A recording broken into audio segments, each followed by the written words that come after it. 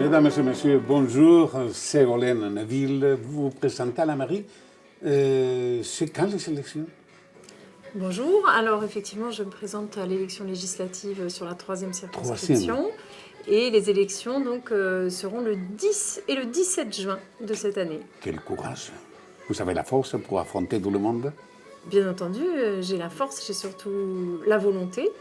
Ouais. Et je suis aussi très bien entourée puisque je me présente pour le Parti Socialiste, donc pour cette élection législative chez la mairie. Ségolène, est-ce que vous avez un plan d'attaque? Un plan d'attaque... Dans votre tête, dans votre esprit, comment vous allez attaquer la 3e?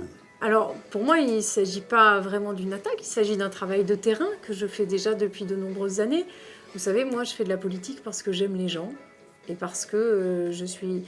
Toute ma vie, c'est le service public. C'est ça que je veux faire et c'est ça que je fais. Voilà, je suis médecin par ailleurs et finalement, moi, mon objectif, c'est de rendre service aux gens. Et voilà, ma vocation, le service public. Ségolène, vous parlez avec les uns, vous parlez avec les autres. Qu'est-ce qu'on vous dit, les gens?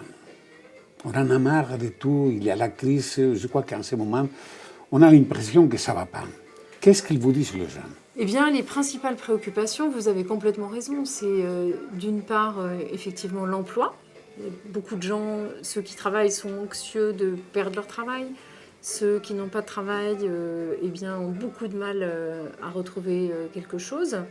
Et donc, au-delà de l'emploi, eh bien, c'est le problème du pouvoir d'achat. Il y a énormément de familles qui n'arrivent plus à payer les factures, qui n'arrivent pas à payer le loyer, qui n'arrivent pas tout simplement à remplir le frigo.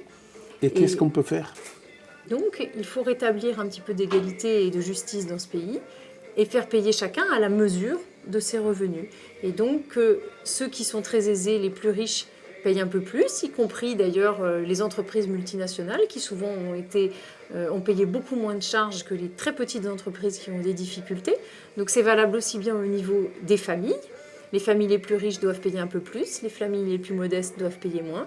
Et au niveau des entreprises, les grandes multinationales doivent payer plus, au bénéfice des très petites entreprises qui doivent payer moins. Est-ce que vous aurez les moyens pour le faire? Bien entendu, puisque c'est ce dont je vous parle là tout de suite. Oui. Ça fait récupérer de l'argent. Tous ces milliards d'euros d'impôts que les plus riches n'ont pas payés, eh bien à partir du moment où ils vont le payer à nouveau, et je vous dis, c'est valable à la fois pour les familles, mais aussi pour les très grandes entreprises multinationales, tout ça c'est de l'argent qui rentre dans les caisses de l'État.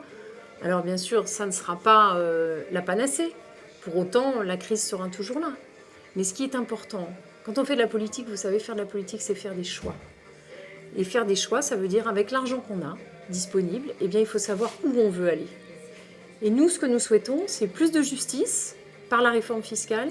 Et ensuite, cet argent, nous souhaitons le diriger en priorité vers l'éducation et vers les jeunes. Parce que l'avenir d'un pays, c'est l'éducation, c'est ce que les jeunes vont devenir.